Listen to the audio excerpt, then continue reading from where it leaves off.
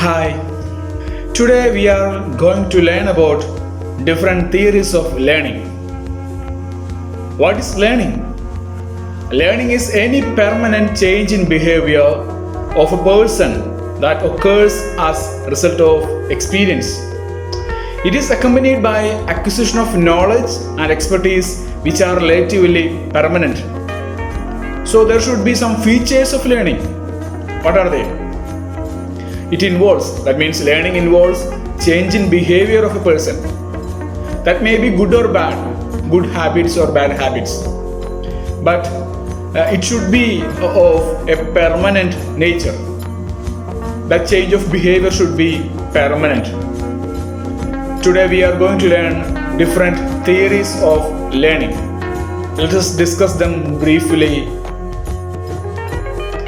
Different theories of learning are classical conditioning, operant conditioning, cognitive learning, and social learning. So let us discuss them one by one. Classical conditioning.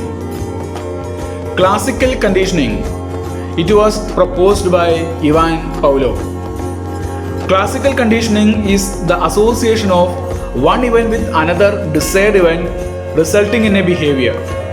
The most well-known experiments on classical conditioning were conducted on by Ivan Pavlov, the Russian psychologist, who won the Nobel Prize for his experiments on this subject. Pavlov conducted an experiment on dogs and tried to establish a stimulus-response connection. He tried to relate the dog's salivation and the ringing of the bell. In these experiments, he put some meat in front of his dogs. The dogs responded to this stimulus by salivating. This response was instinctive or unconditioned. Pavlov next began to ring a bell at the same time as the meat was presented.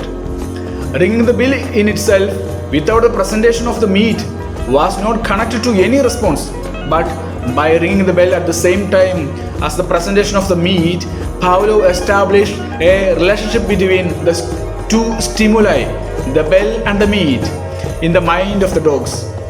By the continuing this process, the ringing of the bell alone was sufficient stimulus to elicit a response of salivating even when no meat was presented.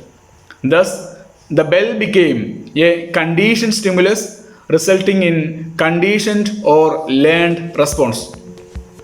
So the diagram explains that the meat was an unconditioned stimulus. It caused the dog to react in a certain way, that is, a noticeable increase in salivation.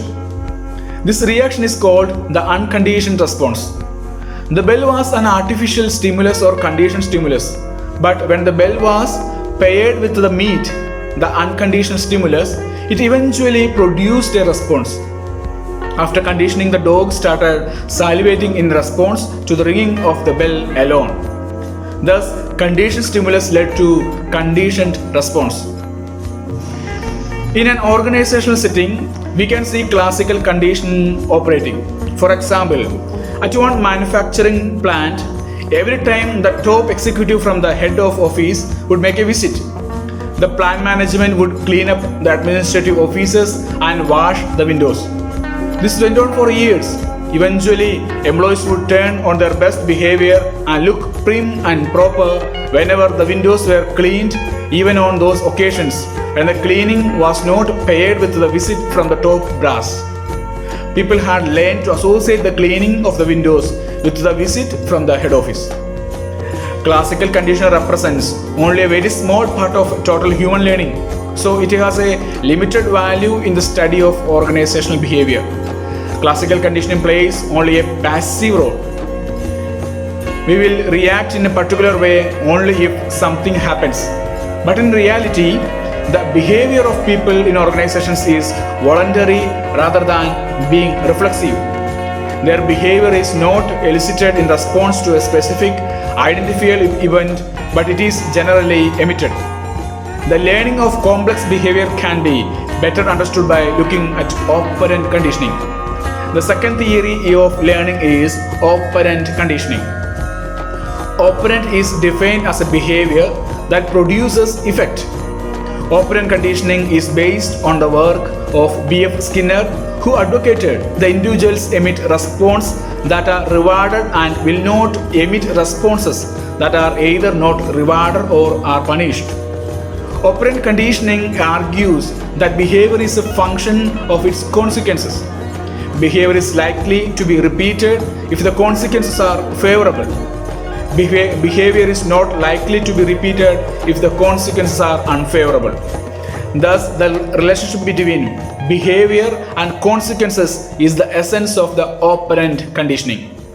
Based upon this direct relationship between the consequences and the behavior, the management can study and identify this relationship and try to modify and control behavior. Hence, certain types of consequences can be used to increase the occurrence of a desired behavior, and other types of consequences can be used to decrease the occurrence of undesired behavior. One can see examples of operant conditioning in the organizations. For instance, working hard and getting promotion will probably cause the person to keep working hard in the future. On the other hand, if a boss assures his subordinate that he would be suitably compensated in the next performance appraisal, provided the employee's work overtime. However, when the evaluation time comes, the boss does not fulfill his assurance to his subordinate, even though the latter had worked overtime. Next time, the subordinate declines to work overtime when the boss requests him to do so. He will coolly do the same. Thus, it can be concluded that the behavior consequences that are rewarding increase the rate of response, while the aversive consequences decrease the rate of response. Operant conditioning techniques are extensively used in clinical and educational research, control of alcoholism, and control of deviant children in a classroom. And the third theory is cognitive learning. The pioneer of cognitive learning theory is Edward Tolman. He developed and tested this theory through controlled experiments. Using rats in his laboratory, he showed that they learned to run through a complicated maze towards their goal for food.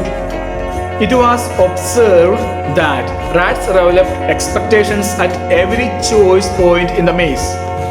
Thus, they learned to expect that certain cognitive cues related to a choice point could ultimately lead to food. The learning took place when the relationship between the cues and expectancy was strengthened because the cues led to expected goals.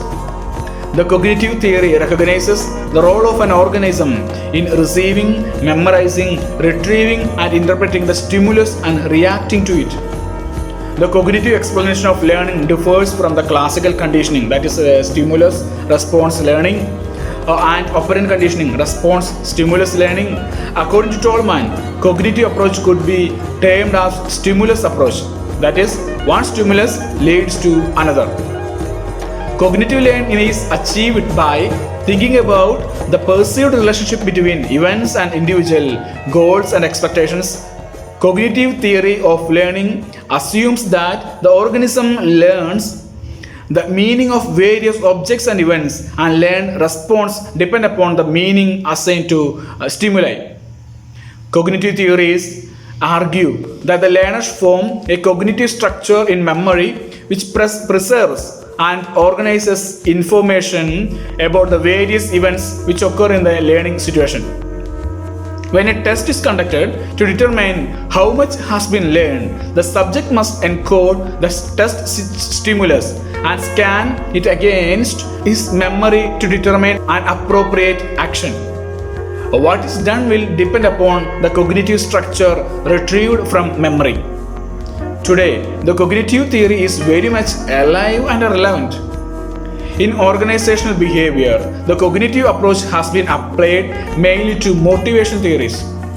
Expectations, attributions, and locus of control and goal setting are all cognitive concepts and represent the purposefulness of organizational behavior. Many researchers are currently concerned about the relationship or connection between cognitions and organizational behavior. And the fourth theory is social learning. Individuals can also learn by observing what happens to other people and just by being told about something as well as by direct experiences. Much of what we have learned comes from observing and imitating models, parents, teachers, peers, superiors, film stars, etc. This view that we can learn through both observation and direct experience is called social learning theory. This theory assumes that learning is not a case of environmental determinism, that is classical and operant views, or of individual determinism, the cognitive view. Rather, it is a blending of both. Thus, social learning theory emphasizes the interactive nature of cognitive behavior and environmental determinants. The influence of model is central to the social learning viewpoint. 4 processes have been found to determine the influence that a model will have on an individual. The first one is attention process. People learn from a model only when they recognize and pay attention to its critical features. We tend to be most influenced by models that are attractive, repeatedly available, important to us, or similar to use in our estimation.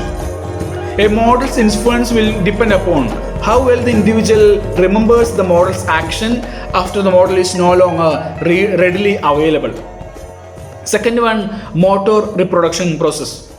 After a person has been seen a new behavior by observing the model, then the watching must be converted to doing. This process then demonstrates that the individual can perform the model activities. Individuals will be motivated to exhibit the model behavior if positive incentives or rewards are provided. Behaviors that are positively reinforced will be given more attention, learned better, and performed more often. Then, shaping of behavior. The learning process of individuals takes place on the job as well as prior to the job. In any organization, managers will be concerned with how they can teach employees to behave in the ways that are most beneficial to the organization. When an attempt is made by the managers to mold individuals by guiding their learning in graduated steps, he is shaping their behavior. A manager can shape the behavior by systematically reinforcing each successive step that move the individual closer to the desired response. For example, an employee who chronically leaves the office half hour early starts leaving the office only 20 minutes early.